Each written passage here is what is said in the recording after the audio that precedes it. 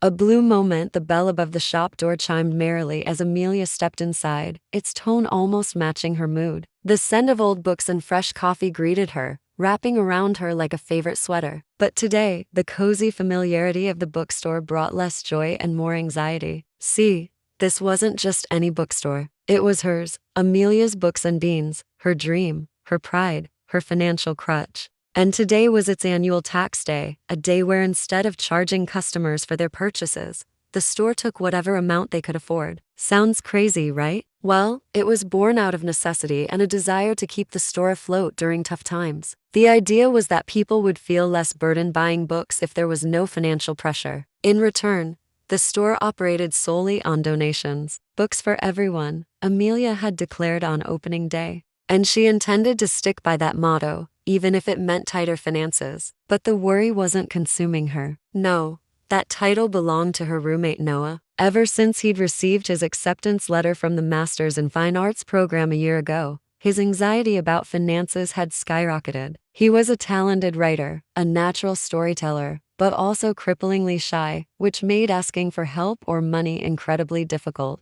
Amelia understood. She, too, had faced her share of financial struggles, which is why starting this bookstore had been so important. It was more than a business. It was a promise to herself, a testament to her late mother's belief that education was the cornerstone of life. But watching Noah struggle was painful. Seeing his artistic spark dim because of financial worries was heartbreaking. So here she was on tax day, hoping that maybe, just maybe, she could ease some of his burden. As the day wore on, the store filled with familiar faces, regulars who appreciated the chance to buy books at a lower price and newcomers drawn in by the unique concept. There were lively discussions about literature, cups of steaming coffee, and even impromptu poetry readings. But amidst the merriment, Amelia couldn't shake off her concern for Noah. She found him perched on a stool behind the counter, nursing a cup of tea and staring out the window. His usually vibrant green eyes clouded with worry, his fingers drumming a nervous tattoo on the counter. She approached him slowly, aware of the intensity of his focus. When he noticed her, his face broke into a sheepish grin.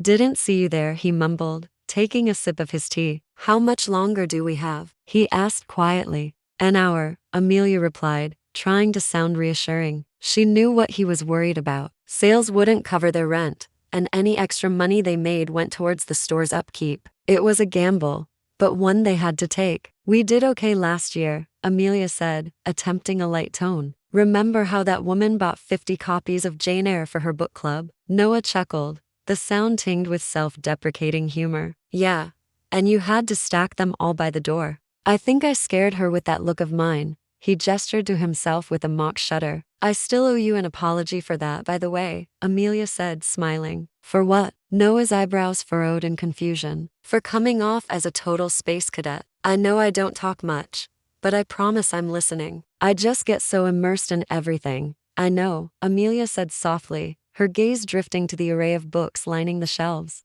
"And it's okay. I like quiet. It gives me time to listen to the stories in here. They're the loudest ones, if you know where to listen." Noah followed her gaze, a faint smile gracing his lips. They stood in companionable silence for a few moments, each lost in the comforting atmosphere of their bookstore haven. But Amelia couldn't help but steal glances at Noah, at the way his hair fell across his forehead, at the intensity with which he observed the world. He was an enigma to her, a puzzle she wanted to solve, and yet she knew that pushing him away from his shell would only break the pieces. Just as she understood the quiet allure of books, she also understood the quiet strength of her roommate, and she was willing to wait for him to reveal his stories, both the written ones and the ones etched in his soul. The final chime of the closing bell echoed through the bookstore, signaling the end of another day. It had been a good day, filled with laughter, literature, and a sense of community. But as the shop emptied, the silence returned, bringing with it a quiet melancholy. Noah and Amelia stood side by side, surveying the now tranquil space. Outside,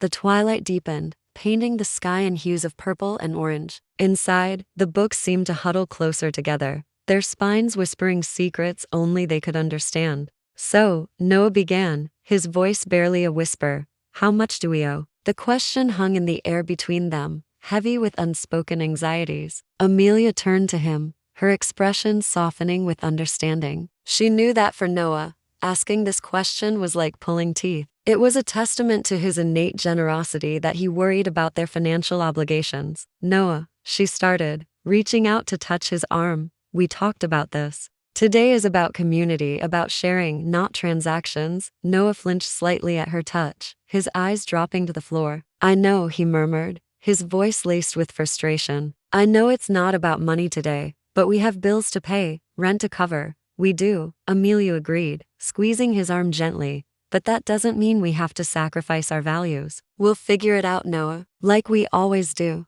Her words were meant to comfort, but the truth was she was just as worried about their finances as he was. The difference was, she knew how to hide it. Noah looked up at her, his green eyes shining with unshed tears. "I'm sorry," he whispered, his voice thick with emotion. "I know you took this risk for me, for us, and I can't help but mess it up." "You're not messing anything up," Amelia said firmly, her eyes locking with his. "This isn't your fault. This store is a shared dream, and we'll figure it out together." Their eyes held, and for a moment, Amelia saw not just the quiet, introverted Noah, but a depth of emotion, a passion waiting to be unleashed. He was more than his shyness. He was a storyteller, a poet, a dreamer. And she loved him, not in a romantic way, but as a cherished friend, a kindred spirit who understood the solace and strength found in the quiet corners of life. Together, they navigated the complexities of life, the noise of the world fading away as they found solace in their shared passions and quiet companionship. The bookstore, filled with stories and dreams, became their sanctuary, a testament to their resilience and the power of human connection.